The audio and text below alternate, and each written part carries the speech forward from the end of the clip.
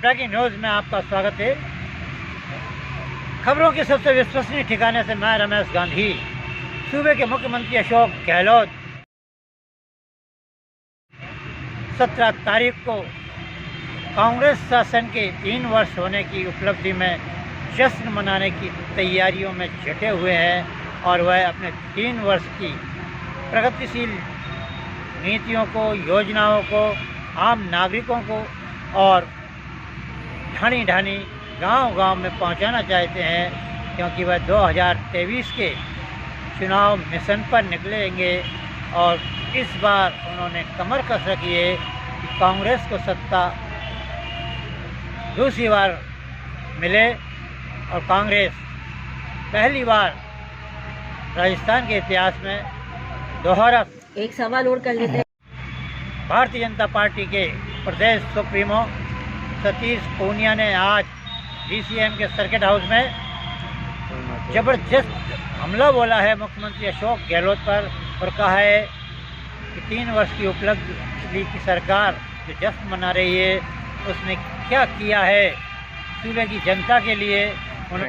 देखिए, 2018 में कांग्रेस पार्टी की सरकार आई थी, उनकी 99 सीटें आई थी और उससे पहले कांग्रेस पार्टी जिस तरीके से 18 में राजभवन में 2-2 मुख्यमंत्रियों के नारे लगे थे, उसी दिन कांग्रेस पार्टी में विग्रह की शुरुआत हो गई थी। पिछले 3 वर्षों का इस सरकार का ट्रैक देखें तो अपने मुंह मियाँ मिट्ठू जरूर बन सकते हैं, लेकिन 3 वर्षों में 42 दिन तो सरकार बाड़े में बंद रही। और यहाँ राजस्थान की कहने को तो वो कह सकते हैं कि हमारा घर का झगड़ा है, लेकिन घर के झगड़े का असर राजस्थान की गवर्नेंस पर पड़ा, राजस्थान के शासन पर पड़ा। यही कारण है कि पंचायती राज के चुनाव 3 साल तक लगातार चल रहे हैं। पंचायती राज संस्थाओं को पंगु किया। किसानों की कर्जा माफी की बात मैंने कही, ये उन्हीं के वीडियोज राहुल गांधी के जालोर के, जोधपुर के, अलवर के, जयपुर की सभाओं के हैं, जिसमें उन्होंने कहा कि 10 दिन में पूरा कर्जा माफ कर देंगे। जो बेरोजगार थे उनको उन्होंने अपने घोषणा पत्र में कहा है और उदाहरण के तौर पे संविदा कर्मियों को कहा कि हम लोग नियमित करेंगे। अभी तक 3 वर्षों में समिति गठित हुई थी, उसका भी नतीजा कोई आया नहीं है। लेकिन राजस्थान की इस सरकार की सबसे बड़ी विफलता है राजस्थान की कानून व्यवस्था। पिछले 3 वर्षों में राजस्थान के बारे में ये कहा जाता था कि राजस्थान शांतिपूर्ण प्रदेश है, पीसफुल स्टेट है, यहाँ लोग रिहाइश के लिए आते थे, व्यापार के लिए आते थे, नौकरी के लिए आते थे। लेकिन नेशनल क्राइम रिकॉर्ड ब्यूरो की साइट पे जाके देखेंगे तो अलग अलग मदों में सर्वाधिक अपराध जो घटित हुए वो राजस्थान में हुए। राजस्थान अब अपराधों की राजधानी हो गया। इसलिए 3 वर्षों के भले ही वो अपनी पीठ थपथपाएं, लेकिन राजस्थान की इस 3 वर्षों की सरकार में ऐसी सरकार, मैं 90 से राजनीति में हूँ, ऐसी नकारा, निकम्मी, भ्रष्ट, अकर्मण्य और अराजक सरकार। बहुत महंगाई हो रही है, लोग कह रहे हैं। इस देश में 70 वर्षों की राजनीति में 50 वर्ष कांग्रेस पार्टी को शासन करने का मौका मिला। आज कांग्रेस पार्टी वही सवाल खड़े कर रही है जो कमजोरी के रूप में छोड़ के गई है। भ्रष्टाचार, कानून व्यवस्था, अराजकता, बेरोजगारी, महंगाई।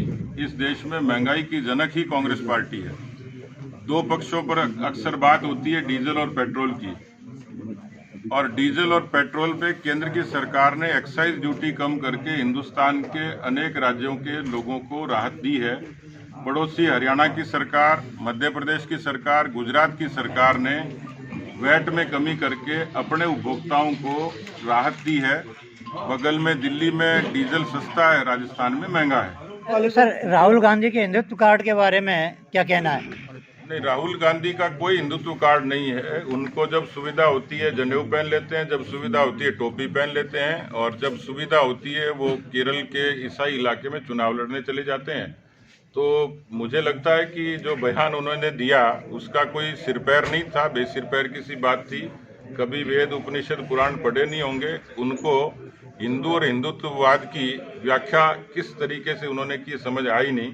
इस देश में जो पैदा हुआ, जो इस देश की खाता, इस देश की गाता, इस देश का जाया है, वो सब लोग हिंदू हैं। यहाँ सब लोग अपने अपने पंथ की इबादत करते हैं, पूजा पद्धति का सबको समान अधिकार है। ये काम तो कांग्रेस पार्टी ने बांटने का काम किया था। अब उनको लगता है कि उनकी वोट बैंक की पॉलिटिक्स पीछे जाती जा रही है, इसलिए नए नारे रोज गढ़ने की कोशिश करते हैं, लेकिन हिंदू और हिंदुत्ववाद ये हमारे समझ में आया नहीं।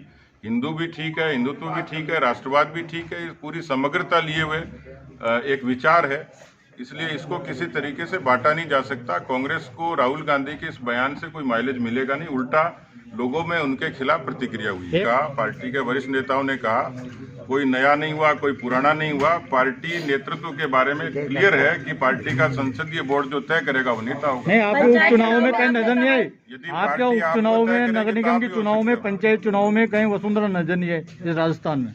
मैं इस सवाल का जवाब नहीं दूंगा। सर महंगाई राहुल गांधी जयपुर में आए थे, मंच से कहा था कि मोदी जब भी सवेरे उठते हैं तो अडानी और अंबानी को देने के लिए कुछ सोचते हैं। अभी आज ही राजस्थान सरकार ने अडानी ग्रुप के एक कंपनी को 1600 एकड़ जमीन दी राजस्थान में। क्या नजर है बीजेपी की उस पर?